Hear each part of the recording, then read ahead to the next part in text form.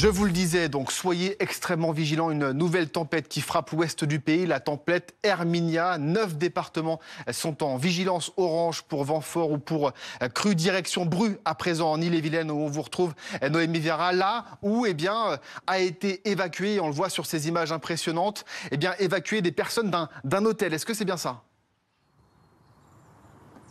Exactement, Samy. 70 adultes, 5 enfants ont été évacués de l'hôtel de luxe du domaine Cissé-Blossac que vous voyez juste derrière moi. Effectivement, vous allez voir sur les images de Julien Palot cette passerelle qui mène à l'hôtel. On ne peut plus y accéder à pied. Vous voyez également une voiture qui est totalement submergée. On ne voit plus que le toit. Donc cette évacuation a dû se faire d'urgence aux alentours de 14 h. Et je suis avec Yvonique Gauthier. Bonjour, vous êtes président d'une des associations de quartier. Ça ne vous étonne pas tant que ça finalement? Non, il y a eu déjà plusieurs inondations. C'est même ici, sur la Chaise, la ferme de la Chaise, il y a toujours eu des inondations ici. Mais la dernière inondation en 2001, c'était la plus importante. Elle n'en a pas atteint ce niveau encore. Ce qui est inquiétant par contre, c'est qu'on voit qu'au niveau des différentes écluses, ça monte toujours jusqu'à demain après-midi.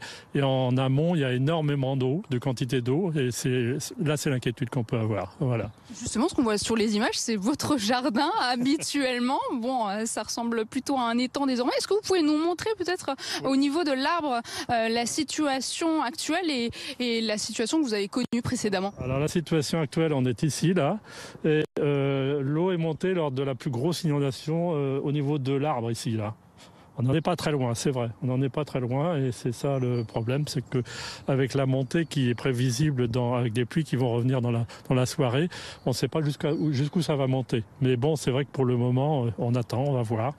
Vous n'êtes pas trop inquiet pour la suite? Vous paraissez assez positif? La première fois, quand on est arrivé ici, on ne connaissait pas. On nous avait amené des parpaings de la mairie. C'était un peu inquiétant. Mais bon, là, on ne s'inquiète plus outre mesure. Mais sauf ce problème-là, jusqu'à demain, on ne sait pas où ça va aller. Et justement, vous parlez des parpaings, vous êtes accompagné par la commune?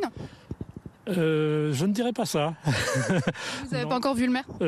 Non, je ne l'ai pas vu. Pourtant, ils connaissent, il y a 4 ou 5 associations ici sur le quartier, dont ils ont les coordonnées, puisque je les ai communiquées à la mairie il y a déjà quelques temps. J'ai pas un mot, pas d'information du tout. Je ne sais pas que dire aux habitants du quartier. Et pourtant, on est là. Voilà. Merci Yvonique Gauthier. Je pense que le message est passé. Effectivement, les pluies qui vont débuter dans les prochaines heures, même dans les prochaines minutes, ici à Bru, aux alentours de Rennes. On attend encore 20 à 40 mm de pluie ici jusqu'à lundi. Du jamais vu depuis 40 ans. Merci beaucoup Noémie, merci également à Julien Palot qui vous accompagne. Ces images aériennes à présent très impressionnante de Rennes en Ille-et-Vilaine bien sûr, mais images également des alentours fortement impactés par ces intempéries. Retour sur les faits avec Candice Antiga et Hugo Dorsemène. C'est un soulagement pour Véronique. Elle retrouve enfin sa grand-mère après une nuit d'angoisse. Plus de chauffage, plus de télé, de l'eau, plein de jardin. À 97 ans, c'est humainement, c'est pas possible de rester plus dangereux quand même. Ah oui, bien sûr. Voilà. Au total, une centaine d'habitations ont été évacuées. Pour abriter leurs occupants, 2 gymnases sont mis à disposition. Des refuges temporaires pour des sinistrés éprouvés après une nuit sans sommeil. C'est un peu galère pour moi. Parce que j'ai toujours perdu mes affaires, ses affaires aussi, les côtes aussi. Cette nuit, l'équivalent de 15 jours de précipitations s'est déversé sur la ville. Des pluies battantes qui ont fait déborder les cours d'eau et englouti les rues. Certaines d'entre elles sont interdites à la circulation. Complètement impressionné ce matin-là. Le garage complètement inondé. Complètement impressionné et triste de voir ces voitures dans l'eau là. Pour faire face à la situation, une cellule de crise a été mise en place et le plan communal de sauvegarde enclenché. Une décision rare. On est face à un phénomène qui ne s'était pas produit depuis d'une quarantaine d'années en réalité, avec plusieurs secteurs qui sont critiques, ou en tout cas où on constate un niveau des eaux important. En plus des fortes pluies, uniquement en tant que sous-préfet de permanence pour le département d'Ille-et-Vilaine. Donc les informations qu'on va vous communiquer et nos capacités de réponse concernent le département d'Ille-et-Vilaine. Je suis accompagné par 3 personnes que je vais laisser se présenter. Donc Cyril Morel, adjoint à la maire de Rennes, en charge des questions de sécurité civile notamment. Je suis le colonel Mathieu Malfait, je suis le directeur départemental adjoint des sapeurs-pompiers d'Ille-et-Vilaine. Julien Lemarié pour la DDTM d'Ille-et-Vilaine. Voilà. Donc nous sommes tous, après quelques mots de présentation et d'introduction, à votre disposition pour répondre à vos questions.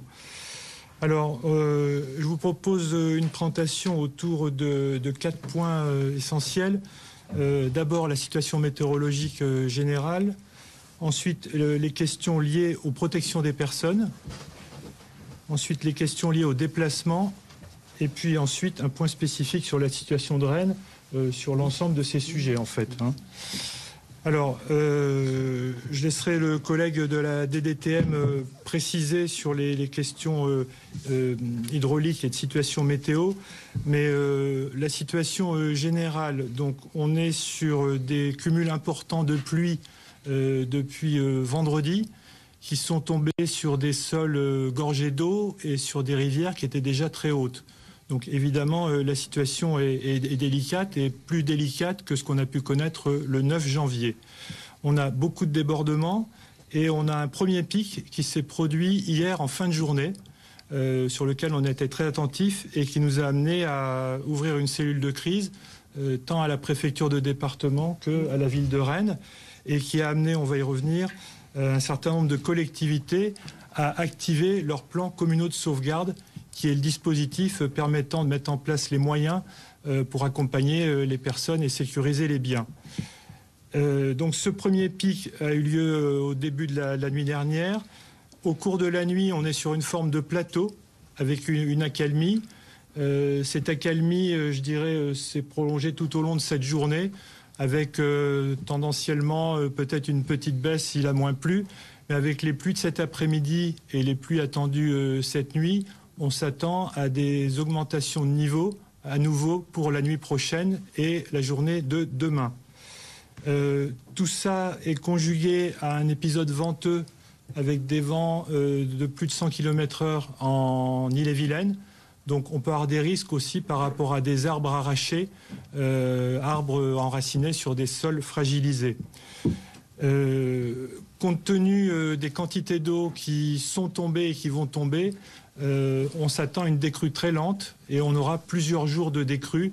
La situation ne va pas se résoudre immédiatement. En termes de vigilance, donc l'ensemble du département, enfin les cours d'eau du département, donc c'est beaucoup autour de Rennes et au sud du département, sont en vigilance orange. Donc c'est le niveau le plus élevé avant le niveau rouge, donc on est quand même très attentif à ces niveaux-là. Le secteur de Redon reste en jaune, mais vous imaginez bien, comme l'eau coule de Rennes vers Redon, lorsque toute l'eau de Rennes va s'évacuer, dans les prochaines heures ou les prochains jours, vraisemblablement, le secteur de Redon passera aussi en vigilance orange, et donc on va avoir tout le département en vigilance orange. Par rapport au niveau que l'on observe sur Rennes, Madame la maire l'a dit et constaté, on est sur des niveaux qu'on n'a pas connus depuis une quarantaine d'années. Donc ça s'explique par ce que je vous ai dit tout à l'heure, des rivières déjà hautes, des sols bien gorgés d'eau, et puis on est en milieu urbain, et lorsqu'il pleut et qu'il n'y a pas beaucoup de place pour évacuer, ça monte beaucoup plus vite qu'en plaine ou en milieu rural. Donc on est sur un épisode important sur l'agglomération rennaise. Sur le reste du département, essentiellement le sud, on est actuellement sur un épisode qui est du même niveau que celui du 9 janvier.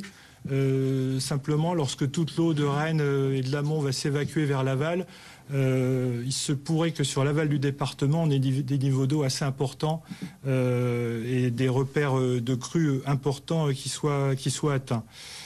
Donc évidemment, tous les services sont en veille face à cette situation, notamment les pompiers, on pourra y revenir, qui ont prépositionné des moyens nautiques pour les prochaines heures et les prochains jours. On a 11 communes qui ont activé leur plan communal de sauvegarde, donc les communes de Rennes, de Béton, de Guichen, de Bru, de Passé, de Noyal-Châtillon, de Ypres-Messac, de Verne, de Chavagne, de Saint-Grégoire et de Torigné-Fouillard. Donc vous voyez, on fait quasiment le tour de l'agglomération rennaise. Et donc, il y a une relation très forte entre la cellule de crise de la préfecture, celle de la ville de Rennes, et puis l'ensemble des cellules mises en place dans ces différentes communes. Concernant le bilan, donc aucune victime n'est à déplorer. On pourra revenir en répondant à vos questions. Depuis les 2 jours qu'a commencé cette crise, on a une 50aine d'interventions des pompiers et on pourra vous dire le nombre de personnes qui ont été mises en sécurité à l'occasion de ces interventions. Concernant la circulation, donc on a beaucoup de routes secondaires ou de routes communales qui sont fermées avec des déviations. Je vous disais, les niveaux d'eau vont continuer de monter, notamment dans le sud du département. Donc la situation de la circulation ne va pas s'améliorer dans les prochaines heures et les prochains jours. Du côté de la SNCF, il n'y a pas de difficultés particulières, peut-être quelques ralentissements, mais tous les trains, au moment où je vous parle, sont maintenus. Le principal sujet de circulation concerne la RN 24, la route de Rennes qui mène sur l'Orient, puisque en sortant de Rennes à hauteur de Mordel, on a une déviation. Donc on doit sortir de la RN 24 pour une déviation et la reprendre un peu plus loin. Et dans l'autre sens, la situation est assez fragile, puisque à certains moments de la nuit, on n'avait plus qu'une voie disponible, la voie la moins rapide, la voie de droite. La voie de gauche a été rouverte dans la matinée, mais avec les pluies qui tombent, elle pourrait très bien être refermée à tout moment. Donc on s'attend demain matin à une circulation très difficile.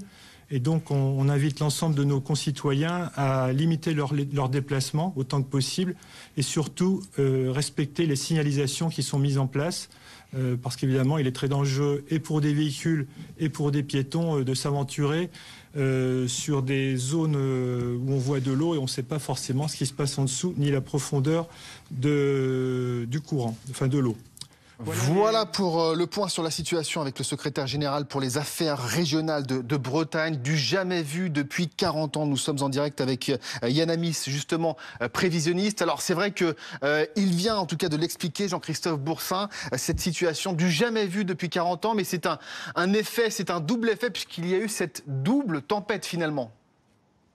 Bonsoir. Effectivement, alors du jamais vu, il faut relativiser parce que le jamais vu, le fait qu'on ait des tempêtes qui s'enchaînent sur le rail atlantique à cette époque de l'année, ça n'a rien, je dirais, de surprenant ou d'étonnant. Donc effectivement, on a un petit cluster, je dirais, de 3 systèmes qui vont s'enchaîner. On a eu la tempête Eowyn, plutôt sur la partie Ouest-Irlande. On a Herminia qui arrive, qui a commencé à donner, je dirais, de son influence ce matin avec des vents relativement soutenus sur la pointe bretonne. Ce système, en fait, cet après-midi, il y avait une accalmie, mais ce qu'il ne faut pas oublier, c'est que le Talweg de cette perturbation, donc de cette dépression, on va dire Herminia, n'est toujours pas passé. Ce Talweg, ou cet axe de basse pression, ne passera sur la région que lundi soir. C'est-à-dire que les précipitations vont reprendre ce soir, notamment sur la pointe bretonne, et ensuite se diffuser sur la partie est de la région. Donc on aura encore des précipitations. Et derrière, ça va s'accompagner à nouveau des vents qui vont se renforcer durant la nuit, et notamment pour la journée de demain. Donc ça, c'est le deuxième système. Donc on est toujours sous son influence, et son influence ne nous a pas encore quittés. Il faut plutôt envisager mardi matin.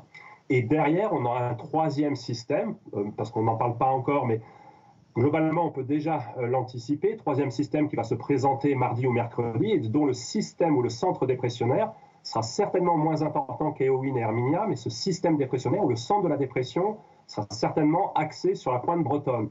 Donc, à nouveau, il faut s'attendre à un renforcement des précipitations et à nouveau un épisode pluvieux.